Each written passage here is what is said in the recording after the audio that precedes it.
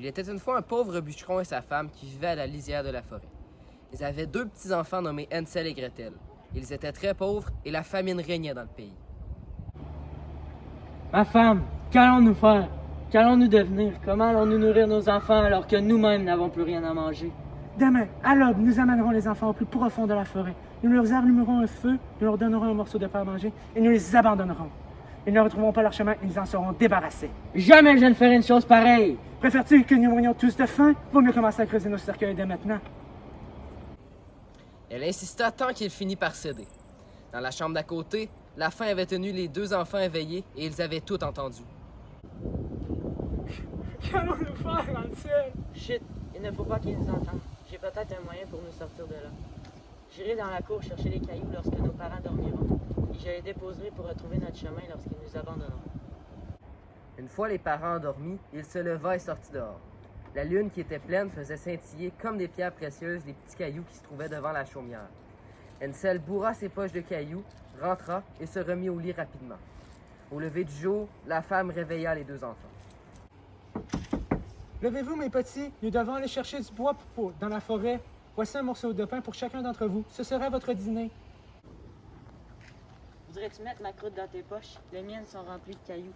Oh, Hansel, tu crois que ça va marcher? Je ne veux pas rester seul en forêt. Oui, je suis certain, Gretel. Viens, on doit retrouver maman et papa maintenant. Hansel, qu'as-tu donc à te retourner à chaque instant et à rester en arrière? Je regarde mon petit chat blanc qui est sur le toit. Ce n'est pas ton chat, c'est la cheminée qui brille au soleil levant.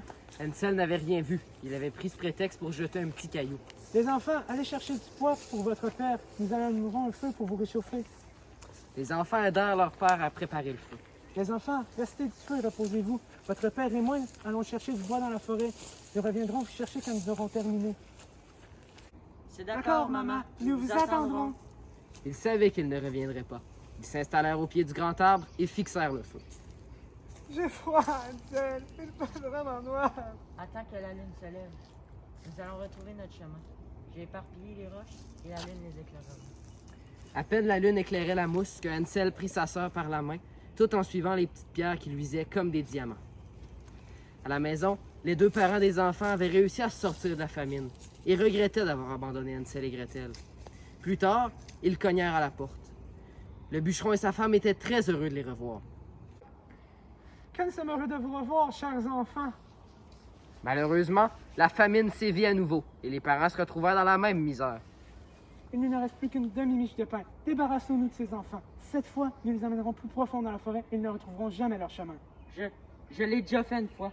Je ne veux pas les abandonner seuls en forêt une fois de plus. C'est que c'est notre seule option et que si nous ne nous en débarrassons pas, nous mourrons tous de faim. Les enfants avaient une fois de plus tout entendu. Toutefois, cette nuit-là, quand Hansel voulut sortir ramasser des cailloux, il s'aperçut que sa mère avait fermé la porte à clé. La porte est barrée. Je n'ai pas pu sortir pour retourner chercher des cailloux. Comment allons-nous sortir de ce bois si tu ne peux plus déposer de cailloux sur notre chemin? Je te promets que je trouverai bien une autre solution. Va te coucher maintenant. Dès l'aube, la femme fit sortir les enfants du lit. Elle leur donna à chacun une miche de pain encore plus petite que la première fois. Et puis, Hansel, as-tu une idée de ce que nous allons faire pour retourner sur nos pas maintenant? Je vais jeter des miettes de mon pain et nous lui suivrons en retour. Hansel jeta des miettes de pain sur le chemin.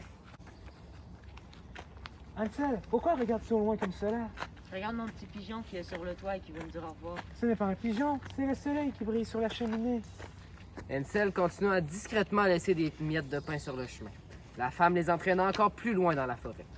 Restez assis là, les enfants. Si vous êtes fatigués, faites un petit somme. Nous allons couper du bois et nous reviendrons vous chercher ce soir. Tiens, Hansel, je veux bien partager mon pain vu que tu as mijoté le tien. Merci, petite sœur. Puis ils s'endormirent. L'après-midi passa sans que personne ne vienne les chercher. Il faisait maintenant nuit.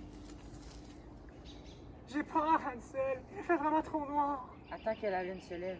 Nous retrouverons les miettes de pain que j'ai semées, puis nous rentrerons à la maison.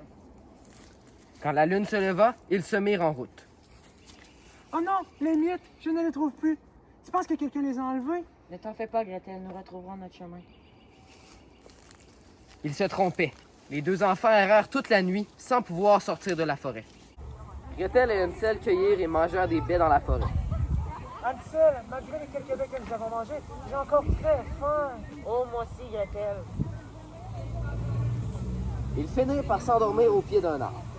Le troisième jour, ils reprirent la route et vers midi, ils virent un bel oiseau blanc comme la neige qui chantait une jolie chanson. Gretel et Hansel s'approchèrent de l'oiseau qui s'envola à l'instant. Ils le suivirent jusqu'au pied d'une colline. Oh Hansel, regarde la maison en bas. Elle est faite de pain d'épices, le toit est fait de biscuits et les fenêtres en sucre transparent. Tu crois que nous pouvons en manger un bout? Oui, petite sœur, viens, nous allons nous régaler. Je vais croquer un morceau du toit et toi, prends un morceau de la fenêtre. D'accord, je te suis. Hansel et Gretel chantèrent une chanson. Cachez, car vous êtes en danger, une sorcière va vous attraper. Ne portant pas attention à cette mise en garde, ils reprirent en chœur. Mais il ne faut pas s'inquiéter pour ça. Le grand Schtroumpf est là pour nous protéger. Rien ne les empêchera, au pays des Schtroumpfs. De vivre heureux, de vivre en paix. On chantera Schtroumpf. Alors, Alors, si tu es de nos amis, viens viens donc donc chauffer chauffer toi aussi. Hansel et Gretel arrivèrent près de la maison et cassèrent un bout de toit et de fenêtre. Soudain, une voix douce se fit entendre à l'intérieur de la maisonnette. Cric, crac, croc, ma maisonnette qui la grignote. C'est le vent, c'est le vent. C'est tellement bon, Gretel. Oui, ça fait si longtemps que nous avions mangé des friandises. Maman ne nous en achetait plus. Soudain, la porte s'ouvrit. La sorcière sortit dans le cadre de la porte appuyée sur une canne. Hansel et Gretel, effrayés, laissèrent tomber leurs friandises. Oh, mais d'où venez-vous, mes petits? Nous venons de la petite maison au bord de la colline. Oh, vous venez de très loin. Nous nous sommes perdus. Entrez, entrez chez moi. Il n'y a aucun danger. Non, papa nous a toujours dit de ne pas entrer chez les inconnus. Ne t'inquiète pas, Gretel, il ne nous arrivera rien. Je vous ai aussi voilà pour vous. Je vous ai préparé un repas composé de lait, de crêpes au sucre, de pommes et de noix. Je vous ai aussi préparé 2 bons lits où vous pourrez vous reposer. Oh, Nous vous sommes très reconnaissants. Venez, venez. Après le délicieux repas, Hansel et Gretel allèrent se coucher et s'endormirent dans les lits. Ils se pensèrent au ciel, mais en réalité, c'était une méchante sorcière qui n'avait construit une maison en pain d'épices que pour attirer et dévorer les petits-enfants. Tôt le lendemain matin, elle était déjà debout et elle contemplait les petits minois roses et lisses des enfants endormis. Quel festin en perspective. La sorcière prit Hansel par le bras et l'enferma dans une petite remise munie de barreaux. Mais pourquoi? La méchante sorcière ne voulait rien entendre. Elle se dirigea vers les lits. Allez, debout, paresseuse! Va chercher de l'eau et quelque chose de bon pour ton grand frère. Il s'agit de l'engraisser. Quand il sera bien gras, je le mangerai. Mais voyons, jamais je n'abandonnerai Hansel. Mais pourquoi? Pourquoi faire cela? Ne discute pas et obéis-moi. À partir de ce moment, Hansel fut nourri comme un prince, tandis que Gretel n'avait que les restes de table. À chaque matin, la sorcière se rendit à la porte de la remise.